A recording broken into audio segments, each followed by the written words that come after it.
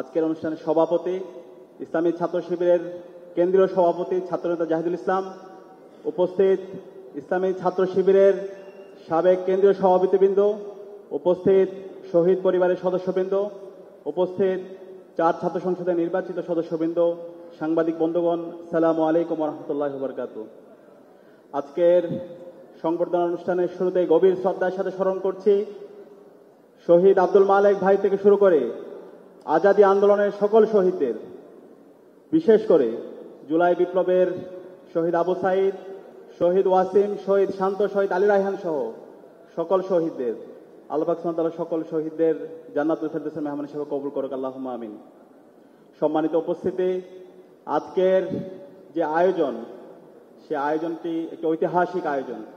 আজকে যে 4টি বিশ্ববিদ্যালয়ে ছাত্র সংসদ নির্বাচন হয়েছে, সে নির্বাচন শহীদদের রক্তের উপর হয়েছে।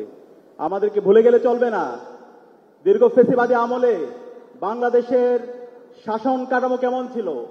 গুম, খুন, আইনাগর, নির্যাতন, নিপীড়ন, প্রতিটি ক্যাম্পাসে ক্যাম্পাসে ছাত্রলীগের সন্ত্রাসীদের কনসেন্ট্রেশন ক্যাম্পের মাধ্যমে আমাদের এই বাংলাদেশকে ফেসিবাদ কায়েমের মাধ্যমে একটি জাহান্নাম বানিয়েছিল।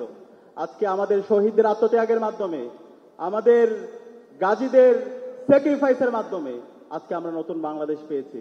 সুতরাং আমাদের শহীদরা যে জন্য জীবন দিয়েছে, একটি বৈষম্যহীন ইনসাফ ভিত্তিক বাংলাদেশ বিনির্মাণ করা। এখন আমাদের মূল দায়িত্ব হবে শহীদদের আকাঙ্ক্ষার আলোকে এই নতুন বাংলাদেশ বিনির্মাণ করা। এখন নতুন বাংলাদেশের রাজনীতি হবে ওয়েলফেয়ার এন্ড পলিটিক্স সেন্ট্রিক রাজনীতি। নতুন বাংলাদেশে মাসল পলিটিক্স চলবে না, চাঁদাবাজির রাজনীতি চলবে না, টেন্ডারবাজির রাজনীতি চলবে না, নতুন বাংলাদেশে ফাও কাওয়ার রাজনীতি চলবে না। যারা ফেসিবাদী রাজনীতি, সেই দিল্লির বয়ান, ফেসিবাদী বয়ান, মুজিববাদী যে বয়ান আছে, সে বয়ান যারা আবার ফিরে নিয়ে আসতে চাইবে, বাংলাদেশে ফেসিবাদের যে পরিণতি হয়েছিল তার চাইতে খারাপ পরিণতি আপনাদের হবে। আমরা সবাইকে অনুরোধ করব, বাংলাদেশের সকল রাজনৈতিক দল, ছাত্র সংগঠন জুলাইয়ের আকাঙ্ক্ষাকে ধারণ করার জন্য, শহীদরা যে জন্য জীবন দিয়েছে সে আকাঙ্ক্ষাকে যেন আমরা ধারণ করি। আমরা সবাইকে শ্রদ্ধার সাথে বলবো, যারা প্রবীণ রাজনীতিবিদ আছে, আমাদের কাছে মনে হচ্ছে আপনারা জুলাইয়ের আকাঙ্ক্ষাকে ধারণ করছেন না। আপনাদের মধ্যে আমরা দাম্ভিকতা দেখতে পাচ্ছি। আজকে যে নতুন বাংলাদেশ পেয়েছেন, সেই বাংলাদেশ আমাদের শহীদদের আত্মত্যাগের মাধ্যমে এসেছে। সুতরাং শহীদদের যে প্রত্যাশা, শহীদ পরিবারের যে প্রত্যাশা, নতুন বাংলাদেশের সবার যে প্রত্যাশা, সেই প্রত্যাশার কথাগুলো যেন আমরা ভুলে না যাই। আমরা সবাইকে অনুরোধ করব, আজকে আমরা দেখতে পেয়েছি বিগত ফেসিবাদী আমলে একটা দল সবসময় মুক্তিযুদ্ধ ইন্ডাস্ট্রি দিয়ে সবসময় ফ্রেমিং করত। শাহবাগ কায়েম করার মাধ্যমে বাংলাদেশের ফেসিবাদ কায়েম করেছিল। আমরা যখন নির্বাচন করছিলাম, সেই নির্বাচনের ক্যাম্পেইনের সময় আমরা আরেক ধরনের ব্যবসায়ীদেরকে দেখতে পেয়েছি, যারা সবসময় জুলাইকে ব্যবসা করতো, জুলাই নিয়ে চেতনা ব্যবসা।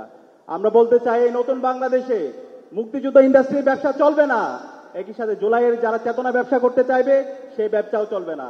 জুলাইয়ের আকাঙ্ক্ষাকে ধারণ করে যারা নতুন বাংলাদেশ বিনির্মাণ করতে চাইবে, সেই ব্যবসা সেই রাজনীতিই চলবে। আমি সবাইকে অনুরোধ করব, জুলাইয়ের আকাঙ্ক্ষাকে ধারণ করুন। অন্তর্বর্তীকালীন সরকার আজকে শহীদদের রক্তের উপর বসেছে, যে জন্য আজকে অন্তর্বর্তীকালীন সরকারকে আমরা আজকে ক্ষমতায় বসিয়েছি, সেই স্পিড থেকে আজকে অনেক দূরে সরে গিয়েছে। আজকে অন্তর্বর্তীকালীন সরকারের প্রধান এবং প্রথম কাজ ছিল জুলাইয়ের শহীদদের আকাঙ্ক্ষাকে ধারণ করে খুনি হাসিনা এবং তার দোসরদের বিচারের আওতায় নিয়ে আসা। কিন্তু আজকে 1.5 বছর হয়ে গেল, খুনি হাসিনা এবং তার দোসরদের বিরুদ্ধে একটি রায় পর্যন্ত এখন দিতে পারে নাই। একই সাথে অন্তর্বর্তীকালীন সরকারের দায়িত্ব ছিল আজকে আমাদের যে ফেসিবাদী কাঠামো আছে, সেই ফেসিবাদী কাঠামোকে ভেঙে চুরমার করে দেওয়া এবং নতুন রাজনৈতিক সংস্কৃতি বিনির্মাণ করা। কিন্তু আজকে অন্তর্বর্তীকালীন সরকারের পক্ষ থেকে, ঐকমত্য কমিশনের পক্ষ থেকে যেই আমাদের সংস্কার প্রস্তাবনা দিয়েছে, সেই সংস্কার প্রস্তাবনা বাংলাদেশের মেজর পলিটিক্যাল পার্টিগুলো তারা বিরোধিতা করছে। আমরা হুঁশিয়ার করতে চাই, আপনারা যদি সাবধান না হন, আপনারা যদি সেই ওল্ড ফ্যাশন পলিটিক্স করতে চান, তাহলে আপনাদের পরিণতি খুব খারাপ হবে। সংস্কারের যে প্রস্তাবনা এসেছে, রাষ্ট্র সংস্কারের যে প্রস্তাবনা এসেছে, সেই সকল প্রস্তাবনা ঠিক করবে জনগণ, গণভোটের মাধ্যমে ঠিক হবে আগামীর বাংলাদেশের রাজনৈতিক সংস্কৃতি কি হবে।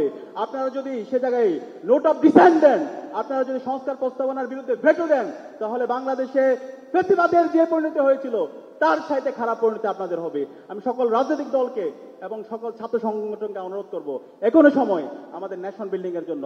বাংলাদেশ রাষ্ট্রের আজকে 54 বছর আমরা এত রক্ত দেওয়ার পরও, ঐতিহাসিক সুযোগ পাওয়ার পরও আমাদের বাংলাদেশকে যদি আমরা বিনির্মাণ করতে না পারি, তাহলে আমাদের এই শহীদরা আমাদেরকে ক্ষমা করবে না।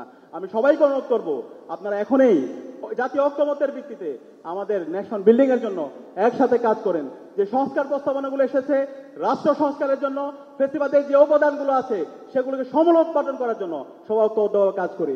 একই সাথে আজকের এই সম্মেলন থেকে আমি অন্তর্বর্তীকালীন সরকার, বাংলাদেশের সকল শিক্ষা প্রতিষ্ঠানে যারা প্রধান আছেন সবাইকে আহ্বান করব, আমাদের প্রতিটি ক্যাম্পাসে ক্যাম্পাসে ছাত্র সংসদ নির্বাচন দিয়ে দিতে হবে।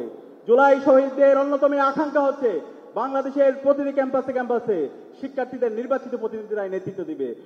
সুতরাং বাংলাদেশের বাকি যে ক্যাম্পাসগুলো আছে, যে কলেজগুলো আছে, সকল ক্যাম্পাসে দ্রুত সময়ের মধ্যে ছাত্র সংসদ নির্বাচন দিয়ে দিতে হবে এবং শিক্ষার্থীদের নির্বাচিত প্রতিনিধিরাই জুলাইয়ের আকাঙ্ক্ষাকে ধারণ করে একটি বৈষম্যহীন ইনসাফ ভিত্তিক ক্যাম্পাস এবং বৈষম্যহীন ইনসাফ ভিত্তিক বাংলাদেশ বিনির্মাণের জন্য তারা কাজ করবে এবং তারাই আগামীর বাংলাদেশের নেতৃত্ব দিবে ইনশাআল্লাহ। সে উদাত্ত আহ্বান জানিয়ে আমি আমার কথা এখানে শেষ করছি। আসসালামু আলাইকুম।